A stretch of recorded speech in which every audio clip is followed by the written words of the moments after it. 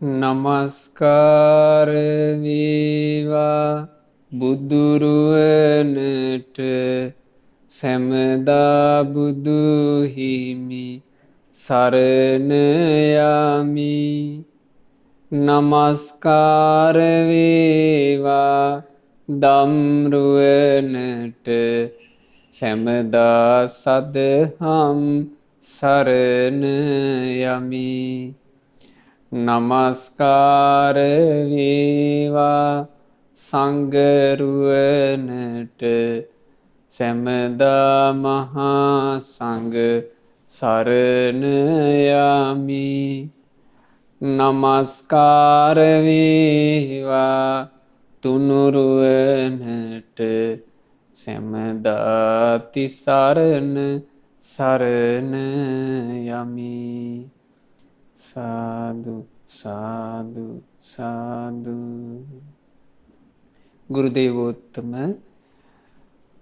අපගේ පින්වත් ලොකු ස්වාමීන් වහන්සේට ගෞරවාදර වන්දනාව වේවා. සාදු සාදු සාදු. ගරුතර මහා සංඝරත්නයන් අවසරයි ශ්‍රද්ධාවන්ත පින්වතුනි, පින්වත් දිල්හානීද සිල්වා මෙනවියගේ බැතිබර අනුග්‍රහයෙන් අද ධම්මෝසද සද්ධර්ම දේශනාව ඔබට ශ්‍රවණය කරන්නට ලැබෙන්නේ. විශේෂයෙන් මේ උතුම් ධර්මදානමය පින්කම එතුමිය විසින් සිද්ධ කරන්නේ මියගිය ඊ විමලාවති මෑණියන්ටත් ටී බෙන්ජමින් පියාණන්ට සහ නමින් මියගිය ඒ ඥාති හිත මිත්‍රාදීන් සෑම සියලු දෙනාට පින් අනුමෝදන් කරන උතුම් අරමුණේ අපේ ජීවිතයේ පින්වතුනේ සංසාර ගමනක් තුල දීර්ඝ කාලයක් දුකින් දුකට වැටමින් පටලවි එන එකක්. බුදුරජාණන් වහන්සේ වදාළේ අනමතග්ගෝ යම් භික්කවේ සංසාරෝ. මහණෙනි, මේ සංසාර ගමන ඊටාම දීර්ඝ එකක්, අනවරාග්‍රයි. පුබ්බා කෝටින පඤ්ඤායති. ඇරඹූ කෙලවරක් නොපෙනෙන තරම්. අවිද්‍යාව තුල අවිද්‍යාවෙන් වැසී ගිය, තෘෂ්ණාවෙන් බැඳී ගිය මේ සත්වයාගේ සසර ගමනේ, ඉපදෙමින් මැරෙමින් එන ගමනේ ඇරඹූ කෙලවර පණවන්න බෑ කිව්වා. මේ සංසාර ගමනේදී කොයිතරම් දුකක් අපි අපේ ජීවිතේ විඳලා තියෙනවද කියන්නේ. එක සත්වෙක් විදිහට සසර ගමනේ අපි විතරක් අඬපු කඳුළු මහා සාගර දිය ඉක්මවා ගියා. එක සත්වයක් විදිහට මේ සංසාර ගමනේ අපේ ශරීරවලින් බෙලි කැපුම් කද්දී ගලාගෙන ගිය රුධිරය මහා සමුද්‍ර ජලයේ ඒ සමුදුරු දිය ඉක්මවා ගියා. එහෙම දීර්ඝ සංසාර ගමනක්. මේ සංසාර ගමනේ ධර්මයේ මුණ ගැහුනොත්, කල්යාණ මිත්‍රයා, ධර්මයේ කියන කල්යාණ මිත්‍රයා මුණ ගැහුනොත් ඕන අපට සැපවත් වෙන්න පුළුවන්. ඒ සැපවත් වීම පිණිස පුණ්‍ය වාසනාව තියෙනවා නම් කල්යාණ මිත්‍රයා ලැබෙනකොට ජීවිතේ සැපවත් කරගන්න ලැබෙනවා. බුදුරජාන් වහන්සේ වැඩ ඉන්න කාලේ එක 500ක හොරමුලක් හිටියා. වනයක් ඇසුරු කරගෙන ওই වනාන්තරයේ තමයි මේ 500 දෙනා හැංගිලා ඉන්නේ. ගම්මාන වලට පැනලා හොරකම් කරනවා.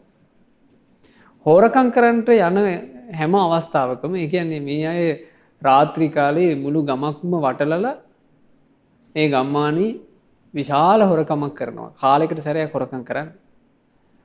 ඔය මංකොල්ල වලට යන්න කලින් මේ පිරිසගේ චාරිත්‍රයක් තිබිලා තියෙනවා. ලොකු නුග ගහක් තිබුණා. ওই නුග ගහට බාරයක් වෙලා යනවා. මේ වතාවේ අපේ හොරකම් හරි ගියොත් එහෙම මේ නුග ගහේ ඉන්න දේවතාවට මිනිස් බිල්ලක් දෙනවයි කියලා. ඉතින් ඔහොම තමයි හොරකම් කළේ. ඔහොම මිනිස් බිල්ලක් දෙනවායි කියලා කියපු හොරකමක් ඒ කාලේ මේ හොරමුලට හරි ගියා. එතකොට දැන් බිල්ල දෙන්න ඕන, බාරය ඔප්පු කරන්න ඕන. ওই බාරය ඔප්පු කරන්නට ඉද්දී මේ හොරමුලට මේ වනාන්තරී කුටිසෙනසුන් හදාගෙන භාවනා කරන සංඝ පිරිසක් ගැන හෝඩුවාවක් ලැබුණා. එතකොට මේ හොරු ගිහිල්ලා ඒ සංඝ පිරිස ඒ ආරාමේ වැටළුවා. වටලා දැන් සංඝ පිරිස 500ක් මේ හොර මුලකට සංඝ පිරිස අහු වුණා. මේ සංඝ පිරිසෙන් හොරුන්ට ඕනේ එක්කිනයි. හොරු කිව්වා අපිට තියෙනවා මිනිස් බිල්ලක්. ඒ බිල්ලට අපි අනිත් උන්වහන්සේලාට කරදර කරන්නේ එක්කෙනෙක් අපිත් එක්ක ඉන්න ඕනේ කිව්වා. එතකොට මෙතන හිටපු තෙරුන් වහන්සේලාගෙන් එකනම ඉදිරිපත් වෙන්න ලැහැත්ති වුණා මං යන්නම් කියලා.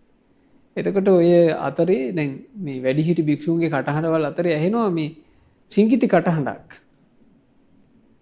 ඒ සිඟිති කටහඬ චුට්ටක් හැබැයි සැරට කිව්වා. කිව්වා ඔබ වහන්සේලා කිසි කෙනෙක් යන්නේ නැහැ. ඔබ වහන්සේලාට තාම මේ නිවන් මාගේ කරගන්න දේවල් තියෙනව නේද? මේ ලැබිච්ච ජීවිතේ ඔබ වහන්සේලා නිවන් මාර්ග වඩා ගන්නට මං කරගන්න ඕන දේවල් ඔක්කොම කරගෙනයි තියෙන්නේ මං යනවා කිව්වා. අනේ මේ අවුරුදු 7යි වයස. බොහොම පුංචි සාමණේර සාංශේ නමක්. උන්වහන්සේගේ නම සංකිච්ච. මේ සංකිච්ච සාමණේරයන් වහන්සේ අර හොරමුල ඉස්සරහට ඇවිල්ලා කිව්වා ඔබලාගේ ඔය බිල්ල දෙන්න තියෙන තැන කියපල්ලා අපි යමු කිව්වා. දැන් හොරුන්ටත් ඇස් අදහා ගන්න බෑ. නමුත් ඉදිරිපත් වෙච්ච හින්දා හොරු දැන් මේ රත්තරන් පාටට බබලන චූටි සාමණේර භික්ෂුවව එකතු කරගෙන මේ බිලි දෙන්න තැනට ගියා. ඒ බිලි දෙන්න තැනට යනකොට සාමාන්‍යයෙන් බිල්ලකට තමන් බිල්ලකට දෙනවා තමන්ව මරන්නයි මේ එක් යන්නේ කියලා මිනිස්සේ කරගෙන යනකොට තියෙන කිසිම ලක්ෂණයක් මේ චූටි භික්ෂුවගේ නැහැ. එතන බිල්ල දෙන්න තැන තිබුණා අර අපි එකට කියන්නේ දංගෙඩිය කියලානේ අර කොටයක් තියෙන්නේ. ඒ කොටේ අනේ මේ සාමණේර ස්වාමීන් වහන්සේ මේ කොටේ ළඟට ගිහිල්ලා බොහොම නිහඬව වාඩි වුණා. වාඩි වෙලා මේ හොරුන්ට කියනවා දැන් ඉතින් උඹලා කැමති දෙයක් කරපල්ලා කිව්වා. මේ මහා හොරාට මේක අදහා ගන්න බැරුව ගියා. මේ මහා හොරා වෙවුලන දෑතින් ඇවිල්ලා අර සිඟිති සාමණේර ස්වාමීන් වහන්සේගේ චූටි කකුල් දෙක අල්ලලා වැඳගෙන කියනවා අනේ ස්වාමීනි මෙතෙන්ට අපි නොයෙක් මිනිසුන්ව සමහර විට මහා ධන කුවේරයන්ව මහා සිටුවරුන්ව ස්වාමීනි අපි මෙතෙන්ට එකතු කරන් ඇවිල්ලා තිනවා අපිට අහුවෙලා. ඒ අය මරන්න හදනකොට ඒ අය අපිට නොයෙක් දේ දෙන්නම් මාව නොමර මාව බේරපල්ලා කියලා අපිට යාදිනවා. මල පහ මූත්‍ර පිට කරගෙන මෙතන දඟලනවා. ස්වාමීනි ඔබ වහන්සේගේ එහෙම තැති ගැනීමක් නැහැ. ස්වාමීනි මරණය කියන එකට ඔබ වහන්සේගේ බයක් නැත්තේ මොකෝ? උන්වහන්සේ ඒ හොරුන්ට කියනවා ඒ ලෙඩේ මට සනීපයි කිව්වා. මරණය කියලා යම් ලෙඩක් තියෙනවනම් ඒ ලෙඩේ මට සනීපයි. මං සුවපත් වෙලා ඉන්නේ කිව්වා. ඒ හින්දා මට ඒක ගැන කිසි භීතියක් නැහැ. එතකොට ඒ හොරු කියනවා හොරු වුණාට ඒ හොරුන්ට තිබුණා හොඳ නුවණ. ඒ හොරු කියනවා අනේ ස්වාමීනි අපි මේ 500ක හොරමුලක් අවියායුධ දරාගෙන අපි ඉඳලත් මරණය කියන එකට අපි බයයි. මරණය කියන එකට බය නිසාමයි මේ කල්ලි හැදිලා අපි අවියායුධ තියාගෙන ඉන්නේ. ස්වාමීනි අපිටත් ඕනේ කිව්වා. ඔය මරණයේ ඉදිරියේ බය නොවෙන්න ඒ මරණය නම් වූ ලෙඩේ සුවපත් වෙන බෙහෙත කිව්වා ඒ බෙහෙත ඕනනම් ඔබලා මගේ ශාස්ත්‍රූන් වහන්සේව සරණ ඵලයල්ලා. ඒ බුදුරජාණන් වහන්සේ තමයි මට ඒ මරණේ නම් වූ ලෙඩේ නසන බෙහෙත දුන්නේ. අනේ අර 500ක් හොරු ආයුධ විසික් කළා. බුදුරජාණන් වහන්සේ ළඟට යන්න කැමති වුණා. ඉතින් මේ චූටි සාමණේර ස්වාමීන් වහන්සේ අර 500ක හොරමුල පැවිදි කරවගෙන භාග්‍යතුන් වහන්සේ ළඟට එකතු කරගෙන යනවා. භාග්‍යතුන් වහන්සේ ඒ 500ක පිරිසට මේ මරණේ නම් වූ ව්‍යාධීන් මරණේ නම් වූ ලෙඩෙන් මරණේ නම් වූ බිහිසුණු දෙයින් නිදහස් වෙන බෙහෙත දුන්නා. කොහොමද පින්වතුනි බෙහෙත? ආර්ය අෂ්ටාංගික මාර්ගය ගැන කියලා දුන්නා. ඒ පිරිස ඔක්කොම ආර්ය අෂ්ටාංගික මාර්ගයේ මේ උතුම් අංග උපදව ගත්තා. 500 දෙනාම රහතන් වහන්සේලා බවට පත් වුණා. බුදුරජාණන් වහන්සේ ගාථාවක් වදාලා යෝචේ වස්ස සතං ජීවේ දුස්සීලෝ අසමාහිතෝ. යම් පිරිසක් ජීවත් වෙනවා යම් කෙනෙක් අවුරුදු 100ක් දුස්සීලයි හිතත් සමාහිත නැතුව. ඒකාහං ජීවිතං සෙය්‍යෝ සීලවන්තස්ස ජායිනෝ. නමුත් අවුරුදු 100ක් දුස්සීලව අසමාහිතව ගත කරනවාට වඩා එකම එක දවසක් සීලවන්තව සමාහිත සිතින් වාසය කිරීම ශ්‍රේෂ්ඨයි කියලා බුදුරජාණන් වහන්සේ වදාළේ. එනිසා පින්වතුනි ජීවිතයේ සැපවත් වෙන්නේ මේ ධර්මයේ තුල කියා දෙන උතුම් ආර්ය මාර්ගයේ ගමන් කරලාමයි. එදා හොරමුලකුත් මේ ආර්ය මාර්ගය නිසා සැපවත් වුණා. ඒ කුමක්ද ආර්ය මාර්ගය? සම්මා දිට්ඨි, සම්මා සංකල්ප, සම්මා වාචා, සම්මා කම්මන්ත, සම්මා ආජීව, සම්මා වායාම, සම්මා සති, සම්මා සමාධි කියන මේ උතුම් ආර්ය අෂ්ටාංගික මාර්ගය. ආර්ය අෂ්ටාංගික මාර්ගයේ අංග ධම්මෝසද වැඩසටහනේදී අපි එකින් එක පැහැදිලි කරගෙන කතා කරමින් ආවා. අද අපිට කතා කරන්න තියෙන්නේ ආර්ය අෂ්ටාංගික මාර්ගයේ කවුරුත් අහන්ට ආස අංගයක් ගැන. ආර්ය අෂ්ටාංගික මාර්ගයේ අන්තිම අංගය සම්මා සමාධි. බොහෝ දෙනෙක් අහන්ට ආස වුණාට උපදව ගන්න ආස වුණාට මේ කාරණේ බොහෝ දෙනෙක් වරද්ද ගන්න තැනක්. සමාධිය කියලා කියන්නේ අවික්ෂේපන අර්ථයෙන්. අවික්ෂේපන කියලා කියන්නේ නොකැළඹෙන අර්ථයෙන්. වික්ෂිප්ත නොවන අර්ථයෙන්. කුසලයේ තුල වික්ෂිප්ත වීමක් නැත කියන අදහසින් තමයි සම්මා සමාධිය කියලා කියන්නේ. දේශනාවේ තියෙනවා පින්වතුනි මේ සම්මා සමාධිය ගැන විස්තර කරනකොට සම්මා සමාධිය ඇති වුණොත් ඒ සම්මා සමාධිය ඇති වෙච්ච ශ්‍රාවකයාට යථාභූත ඥාන දර්ශනය උපදිනවා කියනවා. ඒ කිව්වේ ජීවිතයේ ඇත්ත ඇති හැටියෙන් පේන්න ගන්නවා. ජීවිතයේ ඇත්ත ඇති හැටියෙන් පේන්න ගන්න කෙනාට තමයි කියනවා නිබ්බිදාව, අවබෝධයෙන් කලකිරීම හටගන්නේ. අවබෝධයෙන් කලකිරෙන කෙනාට තමයි කියනවා විරාගය. මේ ජීවිතයේ සසර ගැන නොඇල්ම ඇති වෙන්නේ. විරාගය ඇති වෙච්ච කෙනාට තමයි කියනවා නිරෝධ, ඇල්ම නිරුද්ධ වෙන්නේ. ඇල්ම නිරුද්ධ වෙච්ච කෙනා තමයි කියනවා සංසාරයෙන් නිදහස් වෙලා යන්නේ. එහෙනම් සම්මා සමාධිය කියලා කියන්නේ බොහෝම වැදගත් එකක්. ඒ සම්මා සමාධිය ඇති වුණා නම් ඉතින් ඔක්කොම හරි. සම්මා සමාධිය ඇති වුණා නම් යථාර්ථය තේරෙනවා. යථාර්ථය තේරුණා නම් අවබෝධයෙන් කලකිරෙනවා. කලකිරුණොත් නොඇල්ම ඇති වෙනවා. නොඇල්ම ඇති වුණොත් ඇල්ම නිරුද්ධ කරලා දානවා. ඇල්ම නිරුද්ධ කරලා නිදහස් වෙලා විද්‍යා විමුක්ති සාක්ෂාත් වෙනවා. හැබැයි ඕක වෙන්න නම් ජීවිතය ඇතුලේ ඇති වෙන්න ඕන සම්මා සමාධියක්. මොකක්ද ඇති වෙන්න ඕන? සම්මා සමාධියක්. මේ ආර්ය අෂ්ටාංග මාර්ගය තුල කතා කරන සම්මා සමාධිය ඇති වෙන්න ඕන. මොකක්ද සම්මා සමාධිය කියලා කියන්නේ? ඔන්න භාග්‍යතුන් වහන්සේ ලස්සනට මේ සම්මා සමාධිය විස්තර කරපු දේශනාවක් මම ඔබට මේ වැඩසටහනේදී කෙටියෙන් කියලා දෙන්න කල්පනා කළා. ආර්යං වූ භික්කවේ සම්මා සමාධින් දේශිස්සාමි සෞපනිසං සපරික්ඛාරං.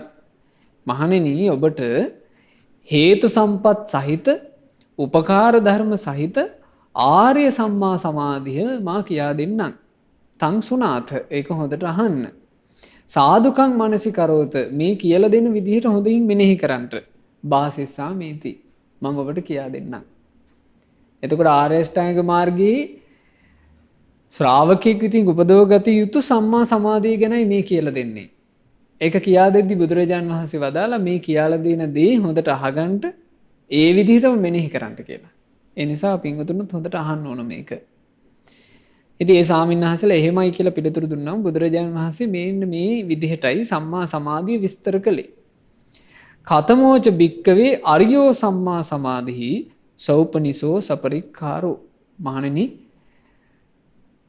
හේතු සම්පත් සහිත උපකාර ධර්ම සහිත ආර්ය සම්මා සමාධිය කියන්නේ මොකක්ද? සෙය්‍ය සීතං. මෙන්න මෙහෙමයි කියනවා තේරුම් ගන්න ඕනේ. සම්මා දිට්ඨි සම්මා සංකප්පෝ සම්මා වාචා සම්මා කම්මන්තෝ සම්මා ආජීවෝ සම්මා වායාමෝ සම්මා සති. සම්මා සමාධියට හේතු සහිත වෙනවා කියන්නේ පරිස්කාර සහිත වෙනවා කියන්නේ මොනවද? මෙන්න මේ හත තිබීම. සම්මා දිට්ඨිය තිබීම, සම්මා සංකල්ප තිබීම, සම්මා වාචා තිබීම, සම්මා කම්මන්තයන්ගෙන් යුතු වීම, සම්මා ආජීවයක් තිබීම, සම්මා වායාමයේ සම්මා සතිය කියන මේ හත. යාකෝ භික්කවේ ඉමේහි සත්ත හංගේහි චිත්තස්ස ඒකග්ගතා පරික්ඛතා. මහණෙනි, ඔය අංග හතින් යුක්තව යම් සිතක් එකඟ වේද, ඔය අංගයන්ගේ ඒකරාශී වීමක් සිද්ධ වෙයිද? අයං උච්චති භික්කවේ අරියෝ සම්මා සමාධි. ඕන ඕකටයි මහණෙනි කියන්නේ උතුම් ආර්ය සම්මා සමාධිය කියලා. එතකොට සම්මා සමාධියක් කෙනෙකුට තියෙනවා නම් ඒ සම්මා සමාධිය කියලා කියන්නේ නිකන් හිත එකඟ වීම නෙමෙයි. ඒ හිත එකඟ වීම තුළ ආර්ය අෂ්ටාංගික මාර්ගයේ අනික් කරුණු සියල්ල ඒ චිත්ත ඒකාග්‍රතාවයට පරිස්කාර වෙන්න ඕන. හේතු වෙන්න ඕන. උපකාරක වෙන්න ඕන. අන්න එහෙම ඒවා හේතු වෙලා පරිස්කාර වෙලා උපකාර වෙලා උපදිනවා නම් සමාධියක්, සිතේ එකඟ බවක්. අන්න ඒකට තමයි කියන්නේ සම්මා සමාධිය කියලා. දැන් අපි ගත්තොත් එහෙම ඔන්න ශ්‍රාවකෙක් කොහොමද ආර්ය අෂ්ටාංග මාර්ගයේ වඩන්නේ? ආර්ය අෂ්ටාංග මාර්ගයේ උපදව ගන්න තියෙනවා අංග 8ක්. ඒ අංග 8න් අංග 7ක් සම්මා සමාධිය කියන එකට පරිස්කාරාංගනේ. එතකොට එයාට උපදව ගන්න තියෙනවා ගොඩාක් වෙහෙසිලා අංග 7ක්. ඒ අංග 7 උපදව ගන්නට තියෙන පිළිවෙල තමයි සීල සමාධි ප්‍රඥා කියන පිළිවෙල. හැබැයි ඔය අංගයට උපදව ගන්නට උපකාර වෙනවා මූලික ආර්ය අෂ්ටාංග මාර්ගයේම අංග 3ක්. ඒ තමයි සම්මා දිට්ඨිය පළවෙනි එක. සම්මා දිට්ඨියෙන් තමයි වෙන් කර කර අඳුනගන්නේ.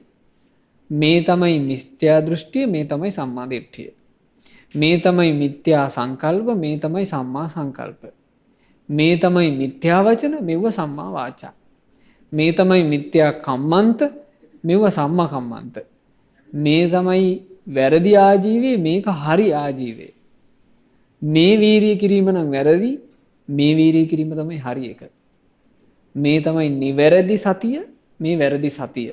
එහෙම නැත්නම් සිහිය මෙතන වැරදි. අන්න එහෙම අඳුනගන්නේ කොමකින්ද? සම්මා දිට්ඨිය.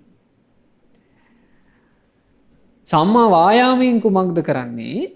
සම්මා වායාමයෙන් තමයි එයා කරන්නේ මිත්‍යා දෘෂ්ටිය අත්හරින්ට වෑයම් කරනවා.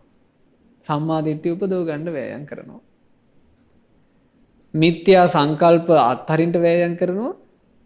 සම්මා සංකල්ප උපදව ගන්න වෑයම් කරනවා. මේ වෑයමින් කරන දේ. තව උදව් කරනෝනේ සම්මා සති. සම්මා සතිය මොකද කරන්නේ? හැම තිස්සෙම තියෙන්නේ කුසලයේද අකුසලයේද කියලා අවධානය යොමු කරන් ඉන්නවා. ඔන්න ඔය විදිහට ඉන්නකොට එසේ වාසය කරන භික්ෂුවගේ හිතේ නීවරණ දුරු වෙලා යනවා කියෝ. අපි නීවරණ ගැන විස්තර වශයෙන් ඉගෙන ගත්තනේ. මොනවද පින්වතුනි දුරු වෙන නීවරණ? කාමච්ඡන්දේ දුරු වෙනවා, ව්‍යාපාදේ දුරු වෙනවා, තීන මිද්දේ නිදිමත අලස බව දුරු වෙනවා, උද්ධච්ච කුක්කුච්චය විසිරීමත් පසුතැවීමත් දුරු වෙලා යනවා, විචිකිච්ඡා ශාස්ත්‍රුන් වහන්සේගේ අවබෝධයේ සැක කිරීම කියන එක දුරු වෙලා යනවා. මේ දුරු වුණාම බලන්න දැනෙන විදිහ. ඒ නීවරණ දුරු වුණාට පස්සේ එයාට දැනෙනවා කියනවා ඔව් ඒ නීවරණ තිබීම මෙහෙමයි කියනවා දැනෙන්නේ. යථා ඉනං හරියට මහා ණයකට අහු වුණා වගේ. යථා රෝගං බරපතල ලෙඩක් වැළඳුණා වගේ. යථා බන්ධනාගාරං මේ හිරේ විලංගුවේ වැටුණා වගේ. යථා දාසබ්බයන් දාසයෙක් බවට පත් වුණා වගේ. යථා කාන්තාරද්ධාන මග්ගං කාන්තාරයක් මැද අතරමං වුණා වගේ. ඒවං ඉමේ පංච නීවරණේ අප්පහීනේ අත්තනි සමනුපස්සති. පංච නීවරණ දුර වෙලා නැති එක ශ්‍රාවකෙක් දකින්නේ ඒ විදිහට කියනවා. හැබැයි මෙයා මේ මහන්සි වෙලා උතුම් ධර්ම මාර්ගයේ දියුණු කරනකොට හිත එක කරගන්න මහන්සි වෙනකොට ඔන්න එයාගේ නීවරණ ටික එයාට දුරු කරගන්න ලැබුණා. ඒ දුරු කිරීම කොහොමද දැනෙන්නේ? සේයතහපි යතා ආනන්‍යං මේ වගේ කියන ඔන්න මිනිසෙක් ණයක් අරගෙන ණය හින්දා හිර වෙලා හිටියා. ණය හින්දා හිර වෙච්ච එක වගේ තමයි නීවරණේ.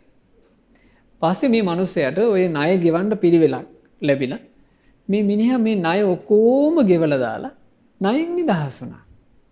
අන්න ණයකින් නිදහස් වුණා වගේ දැනෙනවා කියනවා නීවරණ නැතිකම. ඊළඟට එහෙම නැත්තම් මෙහෙම කියනවා. ඕන්න මිනිස්සුෙකුට බොහොම භයානක ලෙඩක් හැදුනා. මේ භයානක ලෙඩේ හින්දා මේ මිනිස්සයාට හිතට සන්තෝෂිකුත් නැහැ, කයට සන්තෝෂිකුත් නැහැ. හරි වෙහෙසින් ඉන්නකොට හොඳ වෙදෙක් අහුවෙලා මෙයා ලෙඩේ සුවපත් කරගත්තා. දැන් මිනිහට හරි සැපයි. ආන්නේ වගේ තමයි කියනවා දැනෙන්නේ නීවරණ නැතිකම.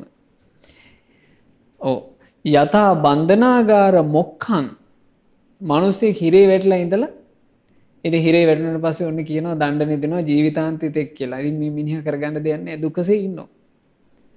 දැන් ඉතින් සාමාන්‍යයෙන් ධර්ම මාර්ගයක් වඩන්නේ නැති කෙනාට නීවරණ ටික බන්ධනාගාරය වගේනේ. සාමාන්‍ය ධර්ම මාර්ගයක් නොවඩන කෙනා ජීවිත කාලෙම ඉන්නේ බන්ධනාගාරය තමයි. ඒකෙන් නිදහස් වීම නැහැ. එතකොට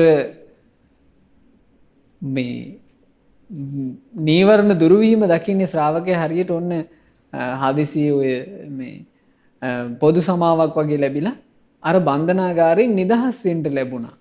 ආන්නේ වගේ කියනවා. යතා බුජිස්සං එහෙම නැත්තම් 16ක් විදිහට සේවය කර කර හිඳලා සිටු මැදුරකින් දාස භාවයෙන් ඉවත් කළා කියනවා.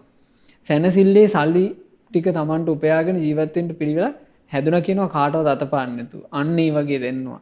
යතා කේමන්ත භූමින් කාන්තාරයකින් එතර වෙලා ෂේම භූමියකටපත් වුණා වගේ දැනෙනවා කියනවා.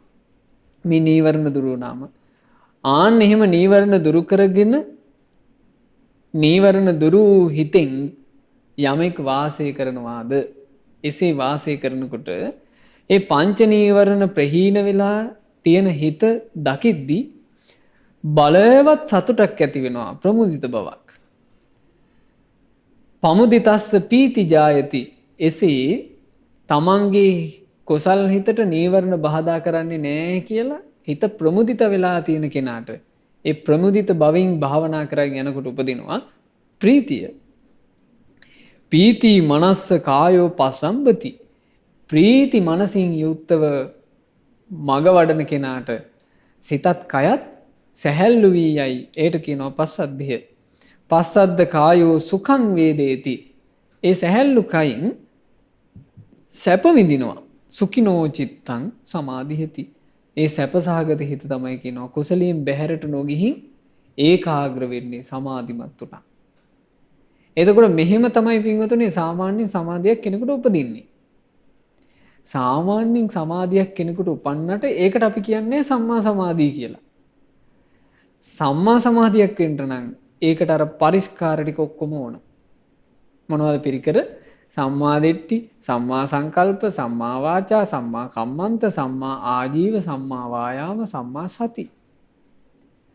ඒ හින්දා තමයි මේ ඔබ අහලා ඇති ඔය දැන් බෝසතාණන් වහන්සේගේ චරිතාපදාන ගද්දී සංසාර ගමනේ මහ බෝසතාණන් වහන්සේ එද්දී දැහැන් වැඩූ ජීවිත කොච්චර තියෙනවද?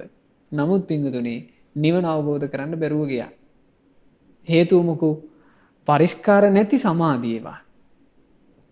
සමාධි පරිස්කාරය කියලා කියන්නේ බුදු කෙනෙක් ලෝකයට පහළ වීමෙන් විතරක් මේ ලෝකයට පහළ වෙන ආර්ය අෂ්ටාංග මාර්ගයේ අංගවලින් පරිස්කාර අංග සහිතව උපදින සම්මා සමාධිය. අර විදිහට සිත සමාධිමත් වුණාට පස්සේ ඒ චිත්ත සමතයෙන් යුක්තව ධ්‍යාන උපදවනවා. අන්න ওই ධ්‍යාන වලට තමයි කියන්නේ සම්මා සමාධිය කියලා. මේ ධ්‍යාන හතර හරිය ලස්සනට භාග්‍යතුන් වහන්සේ විස්තර කළා. මේ විස්තරය අපි ඔබට කියලා දෙන්නේ. මේ තුලින් තමයි අපිට ධ්‍යානෙ බලන්න තියෙන්නේ. බුදුරජාන් වහන්සේගේ මඟ පෙන්වීම ඔස්සේ වෙන තමන්ගේ හිතලු තමන්ට හිතන දේවල් කතා කරන අයගේ මාර්ගෝපදේශ වලින් ඔබට හරි විදිහට නම් සමාධිය දකින්න ලැබෙන්නේ නැහැ. ඒ කෙනාගේ මතවලට අනුව එකක් ඔබට දකින්න ලැබෙයි. හැබැයි නිවන පසක් කරන්න උවමනා කරන සමාධිය නම්, කෙලෙස් නසන්න උදව් කරන සමාධිය නම්, යථාභූත ඥාන දර්ශනය ඇති කරගන්න උදව් කරන සමාධිය නම් කිසි කලකත් නොලැබේ. යථාභූත ඥාන දර්ශනය උපදව ගන්න උදව් කරන ඒ උතුම් සමාධිය මොකද්ද? සෝ විවිච්ඡේව කාමේහි විවිච්ඡ අකුසලේහි ධම්මේහි සවිතක්කං සවිචාරං විවේකජං පීතිසුඛං පඨමං ඥානං උපසම්පජ්ජ විහෙරති. ඔන්න ඒ ශ්‍රාවකයා විවිච්ඡේව කාමේහි කාමයන්ගෙන් වෙන් වෙලා, විවිච්ඡ අකුසලේහි ධම්මේහි අකුසල් ධර්මයන්ගෙන් වෙන් වෙලා, අකුසල් දහම් කියලා කිව්වේ දැන් අර නීවරණ ටික යාට නැහැනේ, ඒ වගේ වෙන් වෙලා. සවිතක්කං කුසල සහගත විතර්කයේ සහිත, සවිචාරං කුසල සහගත විචාරයේ සහිත, විවේකජං නීවරණයන් දුරු වීමෙන් හටගත්ත විවේකයේ ඇති, පීති සුඛං ඒ නීවරණ නැති නිසාම ප්‍රීතිය සහ සැපේ ඇති, පඨමං ඥානං උපසම්පජ්ජ විහෙරති. පළමුවෙනි ධ්‍යානය උපදවාගෙන වසයි. එතකොට පළවෙනි ධ්‍යානය තුල තියෙනවා කාමයට හිත යන්නේ, අකුසල් වලට හිත යන්නේ. කුසල සහගත විතර්කේ හොඳට තියෙනවා. හොඳට කුසල් ਵਿਚාර වෙනවා. ඒ තුල මේ නීවරණ වලින් පීඩා නොවිඳින නිසා නීවරණ නැති චිත්ත විවේකයේ තියෙනවා. නීවරණයට හිත යන්නේ. චිත්ත විවේකයේ සහිතයි, ප්‍රීතිය සහ සැපේ සහිතයි. අන්න එසේ වාසය කරනවා. සෝ ඉමමේව කායං විවේකජේන පීති සුඛේන අபிසන්දේති පරිසන්දේති පරිපූරේති පරිපරති. හරි ලස්සනයි. ඔහු මේ මුළු කයම විවේකයෙන් හටගත්ත ප්‍රීති සැපයෙන් අபிසන්දේති හොඳට තෙත් කරනවා කියනවා. පරිසන්දේති මුළු මනින්ම තෙත් කරනවා. පරිපූරේති අර විවේක ප්‍රීති සැපයෙන් මේ හිත පුරවනවා. පරිපරති ඒකින්ම හොඳට පුරවනවා. ඒකින් සම්පූර්ණ මේ අපි කියන්නේ පිරිපුන් බවට පත් කරනවා, මුළුමනින්ම පුරවනවා. නාස්ස කිංචි සබ්භාවතෝ කායස්ස විවේකජේන පීති සුඛේන අප්පුටං හෝති. එයාගේ කයේ විවේකයෙන් හටගත්ත ප්‍රීති සැපේ කියන එක ස්පර්ශ වෙච්චි නැති තැනක් නැහැ කියනවා. ඒ කියන්නේ පළවෙනි ධ්‍යානයේ වඩන කෙනා සම්පූර්ණයෙන්ම නීවරණ වලින් බැටකන්නේ නැති ප්‍රීති සැපයකින් මේ ශරීරයේ මුළුමනින්ම මේ පුරවගෙන ඉන්නේ කියනවා. ඉතින් ඕකට උපමාවක් කියනවා බුදුරජාණන් වහන්සේ මේ වගේ කියනවා. ඉතින් ඒක අද කාලේ නම් අපිට මේ දැක ගන්න නෑ පින්වතුනි. ඒ කාලේ මේ අපි දැන් නාද්දි ගාන්නේ සබන්. ඔය සබන් ගන්නවා වගේ ඒ කාලේ ගාලා තියෙන්නේ මේ රජවරු සිටවරු නානකොට ගාලා තියෙන්නේ. ඒකට කියන්නේ නානසුණු කියලා. මේ හුණු జాතිය. මේ හුණු జాතිය අරගෙන මේ හුණු කුඩක්නේ තියෙන්නේ. මේක හුණු කුඩට වතුර අරගෙන මේ වතුරයි හුණු කුඩයි මේ ප්‍රමාණවත් මට්ටමට දාලා මේකෙන් අපි නිකන් අර ක්ලේ එකක් වගේ එකක් හදා ගන්නවා. එතකොට මේ ක්ලේ එක වගේ එක හදනකොට මේ නාන කුඩේ ඒ කියන්නේ ඒ නානසුණු වලයි ඒ හදාගත්ත ගුලියේ වතුර නැති තැනක් නැහැ කියනවා. ඇයි ඒ වතුරෙන් තමයි ඒක අර පිඩ බවට පත් කළේ. අන්න ඔය වගේ කියනවා. ඒ නානසුණු පිඩේ වතුර නොතැවරිච්ච තැනක් නැහැ වගේ. පළවෙනි ධ්‍යානයේ වඩන ශ්‍රාවකයාගේ හිතේ විවේකයෙන් හටගත්ත ප්‍රීති සැපය තැවරිච්ච නැති තැනක්, ස්පර්ශ වෙච්ච නැති තැනක් නැහැ කියනවා. අන්න පළවෙනි ධ්‍යානය. එතකොට පළවෙනි ධ්‍යානය තමා තුළ තිබෙනවාද කියලා කෙනෙක් දකිනවා නම් දැකිය යුත්තේ මේ ශාස්ත්‍රුන් වහන්සේ පෙන්වලා තිබ්බ අංග මංගාව තියනවාද? ශාස්ත්‍රුන් වහන්සේ පෙන්වා දීපු අංග මේ විදිහට මනාකොට නැත්තම් එයා නිෂ්ඨාවකටපත් වෙන්න ඕනේ. එහෙනම් මේ පළවෙනි ධ්‍යානෙ නෙමෙයි. ඒකට වෙන කෙනෙකුට වෙනත් අංග මේ අපි හිතමු මේ පළවෙනි ධ්‍යානයේදී බුදුරජාණන් වහන්සේ ඔහොම දේශනා කරාට මෙහිමත් වෙනවා. මෙහිමත් වෙනවා. මෙහිමත් වෙනවා කියලා කෙනෙක් කියනවා නම් ඔබ හිතන්නේ අපි ඒක ගත යුතුයිද නොගත යුතුයිද? නොගත යුතුයි. ඇයි භාග්‍යතුන් වහන්සේ බාගෙට බණ කිව්වද? භාග්‍යතුන් වහන්සේ බාගෙට ධර්ම දේශනා කළාද? බුදුරජාණන් වහන්සේ දෙසූ දහම ස්වාක්ඛාත වනසේක. ඒකේ අඩුපාඩු නැත. ඒ නිසා මේ ධ්‍යාන භාවනාවේ වෙන අඩුවක් හිස්තනක් පුරවන්න එකක් කියන්න කෙනෙක් මේ එහෙම කෙනෙකුට පුළුවන්කම ඇත්තේ නෑ. මොකද ශාස්ත්‍රෝන් වහන්සේ තමයි ධර්ම ස්වාමී. අපි එතන ඉන්න ඕන. අපි එතන හිටියොත් තමයි පින්වතුනි ධර්ම මාර්ගයේ මුලා නොවි අපට යන්න පුළුවන්නේ. නැත්තම් අපිව පටලැවිල්ලෙන් අපිටම අපිව බේර ගන්න බැරුව යනවා. මොකද මේ පටලැවිල්ල හරි අනතුරුදායකයි. මේ ශ්‍රාවකයා හැමතිස්සෙම පිහිටලා ඉන්න ඕන කිව්වේ ශාස්ත්‍රුන් වහන්සේගේ අවබෝධය මත. ඒ නිසා සමාධිය ගැනත් ඔබ එසේම අවධානය යොමු කරන්න ඕන. ඒ තමයි පළවෙනි ධ්‍යානය. දෙවෙනි ධ්‍යානය විස්තර කළා. පළවෙනි ධ්‍යානය උපදවගත්ත ශ්‍රාවකයා පුණච්ච පරම් භික්ඛු. ඒ භික්ෂුව තවදුරටත් විතක්ක ਵਿਚාරාණං වූප සමා. අර විතර්ක ਵਿਚාර කියන දේවල් සංසිඳුව ගන්නවා. අජ්ජත්තං සම්පසාදනං චේතසෝ ඒකෝදි භවං. ආධ්‍යාත්මිකව පැහැදීම ඇති වෙන සිතේ මනා එකඟ බවින් යුතුව. දැන් අර විතර්ක ਵਿਚාර කර කර පවත්වපු සිතේ විතර්ක ਵਿਚාරය සංසිඳව ගන්නවා. දැන් ආධ්‍යාත්මය තුල හොඳට අර කුසල සිත හොඳට එකඟ වෙලා තියෙනවා. අවිතක්කං අවිචාරං. ඒ තුල විතර්ක නැත, විචාර නැත. හැබැයි සමාධිජං පීති සුඛං. චිත්ත සමාධිය නිසා හටගත්ත ප්‍රීතිය සහ සැපය ඇත. ආන්නේ දෙවෙනි ධ්‍යානෙ ඔහු උපදව ගන්නවා. සෝ ඉමමේව කායං සමාධිජේන පීති සුඛේන අபிසන්දේති පරිසන්දේති. එයා අර පළවෙනි ධ්‍යානයේ වඩන කෙනා විවේකයෙන් හටගත්ත ප්‍රීති සැපයෙන් මේ ශරීරය තෙත් කළේ. දැන් දෙවෙනි ධ්‍යානයේ වඩන කෙනා සමාධියෙන් හටගත්ත ප්‍රීති සැපයෙන් මේ ශරීරය තෙත් කරනවා. හොඳටම තෙත් කරනවා. මේ ශරීරය සමාධි ප්‍රීති සැපයෙන් පුරවනවා. හොඳටම පුරවනවා. එකම තැනක්වත් නැහැ කියනවා මේ කයි සමාධිජ ප්‍රීති සුඛය ස්පර්ශ නොවුණු තැනක් මේ වගේ කියනවා. සේයතාපි උදක රහදු. මේ දිය පිරිච්චි පොඩි විලක් තියෙනවා. මේ විලගේ ගම්බිහිරු හරි ගැඹුරුයි. මේ විල සීතල වතුර පිරලා තියෙනවා. හැබැයි මේ ගැඹුරු විලේ කොයි පැත්තකින්වත් ඇලපාරවල් නැහැ කියනවා. විලට වතුර එන්න. දැන් විලට වතුර ගලාගෙන එනවා කියලා උඩින් වතුර මේ ඇලපාරවල් නැහැ. නැගිනහිරින්වත් බටහිරින්වත් කොයි පැත්තින්වත් වතුර එන්නේ නැහැ. ඊළඟට වැස්සෙන් වතුර මේ විලට පිරෙන්නේත් නැහැ. මේ විලට වතුර එන්නේ කොහෙන්ද? විල ඇතුලේ තියෙන සීතල දිය උල්පත් වලින්. එතකොට සීතල දිය උල්පත් වලින් විතරක් වතුර පිරෙන මේ විලේ සීතල වතුර තියෙනවා කියනවා හැම තැනම. ඔව්.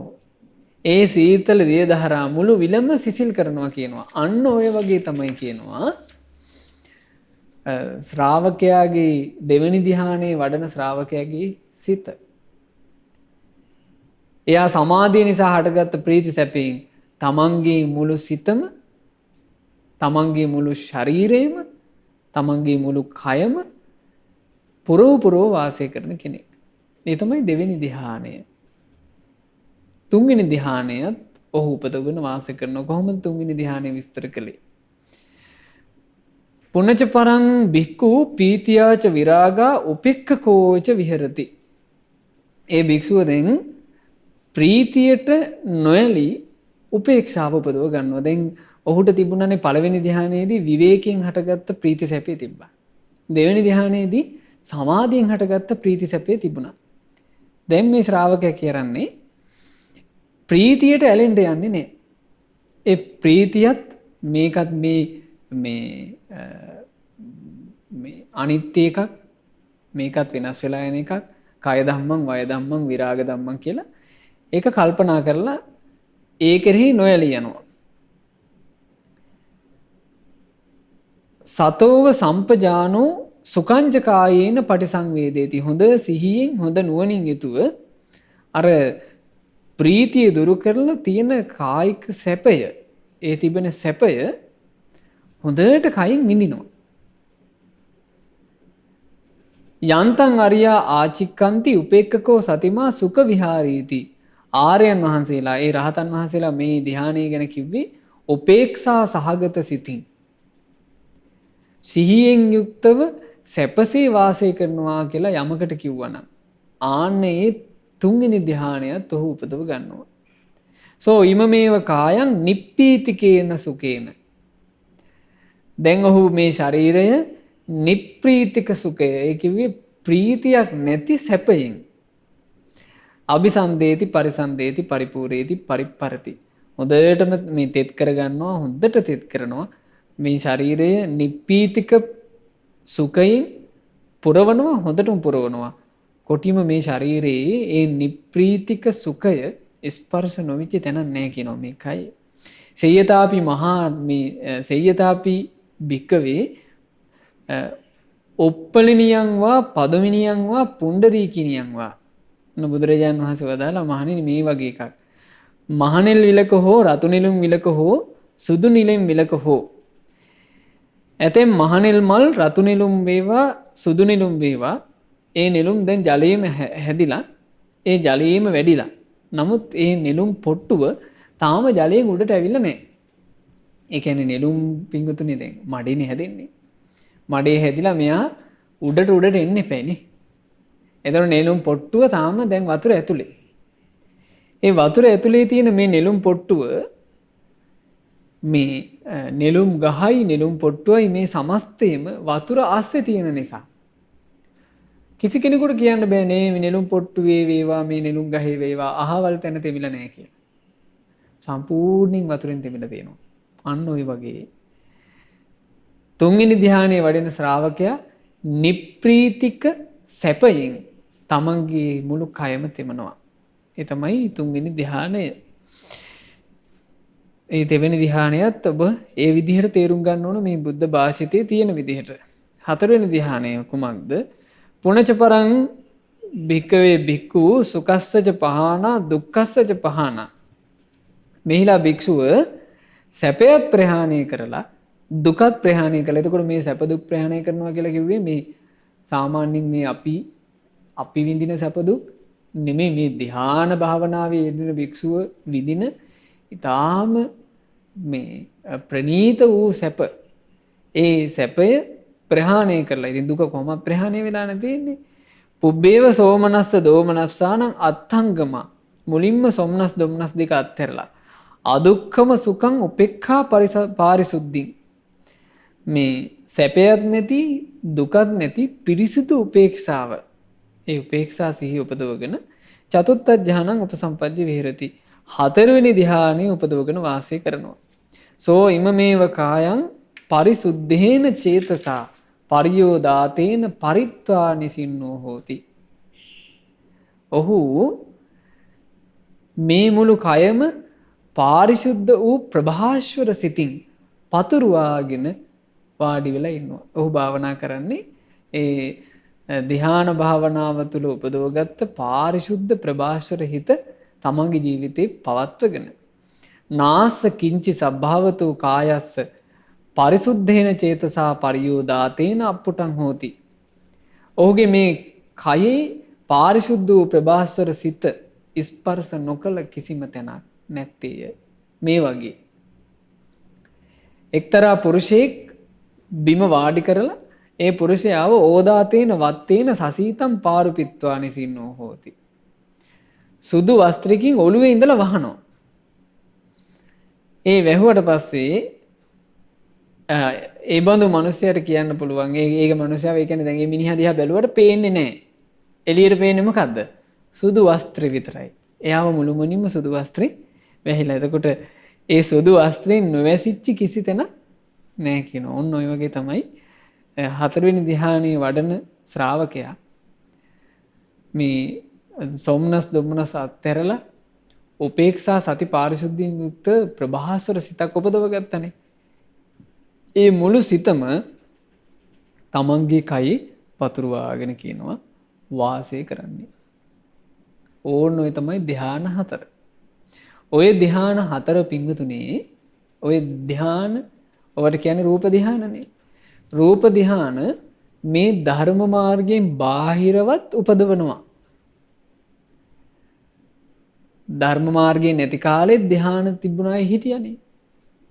දැන් අපි ගත්තොත් එහෙම අපේ මහබෝසතන් වහන්සේ නිවන හොයාගෙන මේ ආචාර්යවරු කරා යන කාලේ මේ උද්දක රාමපුත්ත ආලාර කාලාම ආදී අයත් මේ ධ්‍යාන උපදවගෙන හිටියා. නමුත් ඒ ධ්‍යානය ඒ ධ්‍යානාංග සියල්ලම තිබුණත් අපි ඒකට කියනවාද සම්මා සමාධි කියලා? නෑ. ඒ සම්මා සමාධිය නෙමෙයි. සම්මා සමාධිය බවට පත් වෙන්නේ කුමක්ද? සම්මා සමාධියක් බවට ඒකපත් වෙන්න නම් ඒ සම්මා සමාධියකට තිබිය යුතු පරිස්කාර අංග, උපකාර අංග, හේතු ප්‍රත්‍ය තියෙන්න ඕන. ඒ පරිස්කාරාංග, උපකාරාංග, හේතු ප්‍රත්‍ය කියලා කිව්වේ වෙන මොකවත් නෙවෙයි. ආර්ය අෂ්ටාංගික මාර්ගයේම ඉදිරි අංග 7. සම්මා දිට්ඨිය, සම්මා සංකල්ප, සම්මා වාචා, සම්මා කම්මන්ත, සම්මා ආජීව, සම්මා වායාම, සම්මා සති කියන මේ අංගයන්ගෙන් සමන්විතව කෙනෙක් සිත එකඟ කරගන්නවා නම් නීවරණ දුරු කරලා එය සම්මා සමාධියයි. මේ අංග 7න් යුක්තව කෙනෙක් පළවෙනි ධ්‍යානෙ උපදවනවද එය සම්මා සමාධියයි. දෙවෙනි ධ්‍යානෙ උපදවනවද එය සම්මා සමාධියයි. තුන්වෙනි ධ්‍යානෙ උපදවනවද එය සම්මා සමාධියයි. හතරවෙනි ධ්‍යානෙ උපදවනවද එය සම්මා සමාධියයි. ආන් එහෙම තමයි ඔබ සම්මා සමාධිය තේරුම් ගත යුත්තේ. එතකොට අපි මේ වෙද්දී ආර්ය අෂ්ටාංගික මාර්ගයේ අංග සියල්ල ඉගෙන ගත්තා. අංග වශයෙන් එකක් එකක් ගානේ ආර්ය අෂ්ටාංග මාර්ගය ඉගෙන ගත්තා. බුදුරජාණන් වහන්සේ දේශනා කළා මහණෙනි මේ අංග 8ක් හේතු වෙනවා කියනවා අපාරම් පාරං ගමනාය මෙතරින් එතරට යන්න. මෙතර කියලා කිව්වේ දුක් බිය සහිත මේ සංසාරය. සංසාර ගමනින් එතරට යන්න අංග 8ක් හේතු වෙනවා කිව්වා. ඒ අංග 8 තමයි සම්මා දිට්ඨි, සම්මා සංකල්ප, සම්මා වාචා, සම්මා කම්මන්ත, සම්මා ආජීව, සම්මා වායාම, සම්මා සති, සම්මා සමාධි කියන මේ අංග 8. මහණෙනි මේ අෂ්ට ධර්මයේ භාවිතා කරන ලද්දේ බහුලව ප්‍රගුණ කරන ලද්දේ එය මෙතරින් එතර යාම පිණිසම පවතින්නේය. මේ අෂ්ට ධර්මයන් කෙනෙක් පුරුදු කරනවා නම් ඒක තමයි මෙතරින් එතර වෙන්න හේතු වෙන්නේ. බුදුරජාණන් වහන්සේ මේ ගැන කියලා දීලා ගාතව දාලා. අප්පකාතේ මනුස්සේසු යේ ජනා පාරගාමිනෝ අථායන් ිතරා පජා තීරමේවානුධාවති. මිනිස්සුන් අතරේ යම් ජනතාවක් සංසාරින් ඉතරට යනවා නම් අප්පකා මේ මිනිස්සු අතර එබඳු අය ඉන්නේ ඊටාම ටිකයි. අතහයන් ඊතරා පජා ඒ ටික ඇරෙන්න අවශේෂ මහත් වූ ප්‍රජාව තීර මේවානු දහවති මෙතර නම් වූ සසරේම ඔබ මොබ දුවන්නේ වේ. දැන් බලන්න පින්වතුනි ආර්ය අෂ්ටාංග මාර්ගය ගැන ඉගෙන ගන්නකොට ඔබට තේරෙන්න ඇති ඒ එකක් එකක් අංගයන් උපදව ගන්නවා කියන එක විතාම සුන්දරයි. නමුත් ඒ සුන්දර දෙයට කීයෙන් කී දෙනාද අත ගහන්නේ? ඊටම ටිකයි. අත ගහන අයගෙන් කීයෙන් කී දෙනාද ඔය වැඩේ අඛණ්ඩව කරගෙන යන්නේ? ඊටම ටික දෙනයි. එතකොට මේ ආර්ය අෂ්ටාංග මාර්ගයේ ගමන් කරලා යමෙක් ඊතර වෙනවා නම් ඊතර වෙන අය ගත්තොත් එහෙම ඒ අය ඊටම ටිකයි කියනවා. අවශේෂ ප්‍රජාවම මේ සසර කරාම කියනවා යන්නේ. සංසාරයට අයිති දේවල් වලම ඇලී ගෙලී වෙලී වාසය කරනවා. යේචකෝ සම්මදක්ඛාතේ ධම්මේ ධම්මානුවත්තිනෝ තේජනා පාරමෙස්සන්ති මච්චු දෙයයන් සුදුත්තරං. යේචකෝ සම්මදක්ඛාතේ යම් කෙනෙක් බුදු රජුන් විසින් මනාව වදාරන ලද ධර්මයට අනුව ධම්මේ ධම්මානුවත්තති ධර්මානුධර්ම ප්‍රතිපදාවෙන් යුක්තවම ඉන්නවනම්, ඒ කියන්නේ බුදුරජාණන් වහන්සේ දේශනා කරපු ධර්මයේ තුල පිහිටා ඒ ධර්මයට අනුකූලව තමන්ගේ ජීවිතය ගත කරනවා නම් තේජනා පාරමිස්සන්ති, ඒ අය මේ ඊතර වෙන්න ඊටාම දුෂ්කර මච්චු දෙයයන් සුදුත්තරං, ඊතර වෙන්න ඊටාම දුෂ්කර මායාගේ බල ප්‍රදේශයේ හැර ඊතර කරා යයි. මායාගේ බල ප්‍රදේශය කිව්වේ කොහොමද? සසර. සංසාරයේ තමයි මායාගේ බල ප්‍රදේශය. මායාගේ බල ප්‍රදේශයෙන් ඊතර වූ තැන අමෘත නිවනයි. සියලු කෙලෙස් සංසිඳුණු නිවන තමයි මායාගේ බල ප්‍රදේශයේ ඊතර වූ තැන. කන්නන්දම්මං විප්පහාය සුක්ඛං භාවේත පණ්ඩිතෝ ඕකා අනෝකං ආගම්ම විවේකේ යත්ථ දූරමං. බුදුරජාණන් වහන්සේ අවවාද කළා, මහණෙනි, කළුත් පැහැ අකුසල් දහම් දුරුකොට සුදු පැහැ කුසල් වැඩිය යුත්තේය. කළු පැහැ අකුසල් කියලා කිව්වේ පින්වතුනි මොනවද දුරු කළ යුත්තේ? මිත්‍යා දෘෂ්ටිය දුරු කළ යුත්තේය. මිත්‍යා කල්පන, ඒ කිව්වේ කාම සංකල්පන, ව්‍යාපාද සංකල්පන, හිංසා සංකල්පන දුරු කළ යුත්තේය. මිත්‍යා වචන, බොරු කීම්, කේලාම් කීම්, හිස් වචන කීම්, පරුස වචන කීම් දුරු කළ යුත්තේය. මිත්‍යා කම්මන්ත වැරදි කටයුතු, ඒ කිව්වේ වැරදි කටයුතු කියලා අපි කියන්නේ මොනවද? ප්‍රාණඝාතය, සොරකම, වැරදි කාමසේවනය, මේවා දුරු කළ යුත්තේය. මිත්‍යා වායාමය, මේ මිත්‍යා ආජීවය දුරු කළ යුත්තේය. ඒ කිව්වේ මේ අධාර්මික දිවි පැවැත්ම දුරු කළ යුත්තේය. මිත්‍යා වෑයම දුරු කළ යුත්තේය. මිත්‍යා සතිය දුරු කළ යුත්තේය. ඒ වගේමයි මිත්‍යා සමාධිය, වැරදි සමාධිය දුරු කළ යුත්තේය. සුක්ඛම් භාවේත පණ්ඩිතෝ සුදු පැහැ ධර්ම උපදව ගත යුත්තේය. මොනවද පින්විතනේ සුදු? සුදු දහම් කියලා කිව්වේ කුසල. සම්මා දිට්ඨිය යනු ශ්වේත වර්ණ කුසලයයි. සම්මා සංකල්ප කුසලයයි. සම්මා වාචා කුසල. සම්මා මේ සංකප්ප කිව්වේ මොනවද පින්වතුනි? සම්මා සංකල්ප කියලා කිව්වේ නෙක්ඛම්ම සංකල්ප, අව්‍යාපාද සංකල්ප, අවිහිංසා සංකල්ප කුසල. ඊළඟට බොරු කේලම්, හිස් වචන, පරස වචන වලින් වැළකීම කුසල. ප්‍රාණඝාතය, සොරකම, වැරදි කාමසේවනය මේ වගේ වැළකීම කුසල. ඊළඟට සම්මා ආජීවය, පිරිසුදු ආජීවයකින් යුක්ත වීම කුසලය.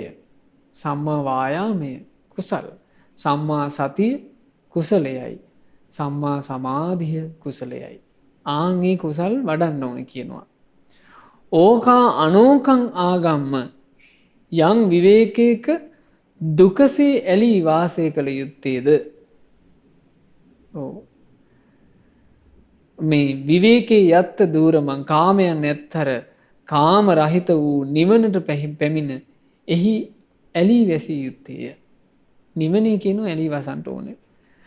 තත්‍රාබිරති මිච්ඡෙය්‍ය හිත්වා කාමේ අකිංචනෝ පරියෝදපෙය්‍ය අත්තානං චිත්තක්ලේශේහි පණ්ඩිතු.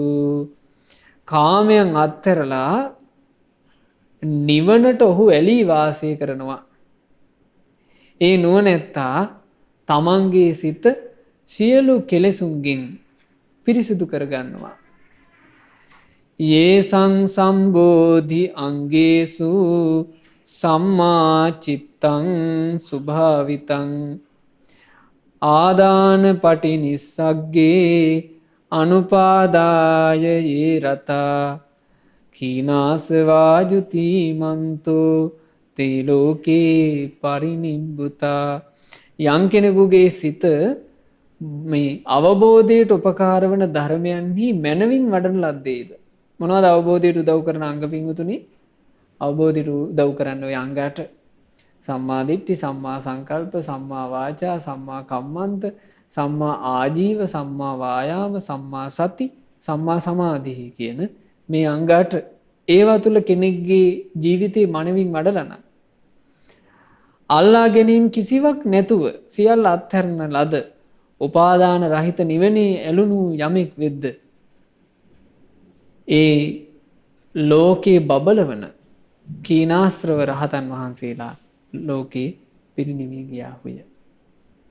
එතකොට පින්වතුනි ඒ පිරිනිවෙනට වැඩි උත්තමයන් වහන්සේලා ඔක්කොම අනුගමනය කළේ ඔය සුන්දර මාර්ගය, ආර්ය අෂ්ටාංගික මාර්ගය. ඒ ආර්ය අෂ්ටාංගික මාර්ගය ඔබටත් සුවසේම අනුගමනය කරන්නට.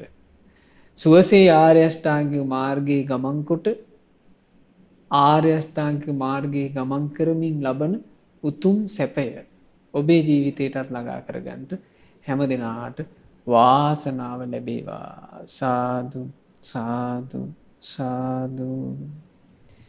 රැස් කරගන්නට යෙදුනා වූ සියලු පුණ්‍ය ධර්මයන් පළමු කොට අපි අනුමෝදන් කරමු දෙවිවරුන්ට. සක්දෙවිඳුන් ප්‍රධාන සතරවරන් දෙවිවරු සෙන්පති දෙවිවරු ඇතුළු අපගේ ඉෂ්ඨකාමී දෙවිවරුත් මේ පින් අනුමෝදන් වෙත්වා. පින් අනුමෝදන් වන දෙවියෝ අප හැම දෙනාවම රකිත්වා. දෙවියෝද සසර දුකින් අත මිදේවා. සාදු සාදු සාදු. අපගේ කල්යාණ මිත්‍ර ගුරු දේවෝත්තම පරම පූජනීය පින්වල ලොකු ස්වාමින් වහන්සේට මේ සියලුම පින් අනුමෝදන් වෙත්වා. නිදුක් නිරෝග සුවය දීර්ඝායුෂ සම්පන්නිය සැලසෙත්වා. මේ ගෞතම බුද්ධ ශාසනයේම උතුම් චතුරාර්ය සත්‍ය ධර්මයේ පරිපූර්ණ වශයෙන්ම අවබෝධ කරගන්නට වාසනාව ලැබෙත්වා. සාදු සාදු සාදු.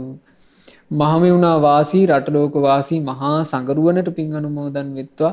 අනගාരികා මෑණිවරුන්ටත් පැවිදි අපේක්ෂාවෙන් සිටින පින්වතුන් හැම දිනාටත් පින් අනුමෝදන්ව මේ ගෞතම බුද්ධ ශාසනයේම උතුම් චතුරාර්ය සත්‍ය ධර්මයේ අවබෝධ වෙත්වා. සාදු සාදු සාදු. අද දේශනාවේ දායකත්වයේ දරන පින්වත් දිල්හානිද සිල්වා මෙනවියගේ නමින් මේගිය ඊ විමලාවතී මෑණියන්ටත් ටී බෙන්ජමින් පියාණන්ටත් ගුණසිරිද සිල්වා පියාණන්ටත් ස්වර්ණලතා ඒකනායක මෑණියන්ටත් ගාමිණී රණවීර පියාණන්ට ෆ්‍රැන්සිස්කා මෑණියන්ට සිරිපාල වනිකසේකර පියාණන්ට කොල්වින් රාජපක්ෂ පියාණන් ඇතුළු නමින් මියගිය සියලු ඥාතීන්ට පින් අනුමෝදන් වෙත්වා. ඔබ හැමදෙනාගේ නමින් මියගිය ඥාතීන් පින් අනුමෝදන්ව ඥාතීන්ගේ පරලෝ ජීවිතේ සුඛී සුවපත් භාවයට පත් වේවා. මේ දුක්ඛිත වූ සංසාර ගමනින් ඥාතීන් ඊතා ඉක්මනින්ම නිදහස් වෙත්වා කියන ප්‍රාර්ථනාවෙන් සාදුකාර පවත්වලා පින් දෙන්න ඥාතීන්ට. ඒ වගේම රැස් කළ සියලු පින් විශේෂයෙන් සුජීවත්ව සිටින හේමාස්ද සිල්වා මෑණියන්ට අනුමෝදන් වෙත්වා. පවුලේ සියලු දෙනාටත් දෙමව්පියන්ටත් මේ පින් අනුමෝදන් වෙත්වා. දායකත්වයේ දරූ දින්හානීද සිල්වා මෙනවියටත් ඒ පවුලේ සෑම සියලු දෙනාටත් පින් අනුමෝදන් වෙත්වා. සියලු දෙනාට නිදුක් නිරෝග සුවය දීර්ඝායුෂ සම්පන්නිය සැලසෙත්වා. මේ පින්වතුන්ට ධර්ම දානමේ පින්කම චතුරාර්ය සත්‍ය අවබෝධය පිණිසම හේතු වේවා.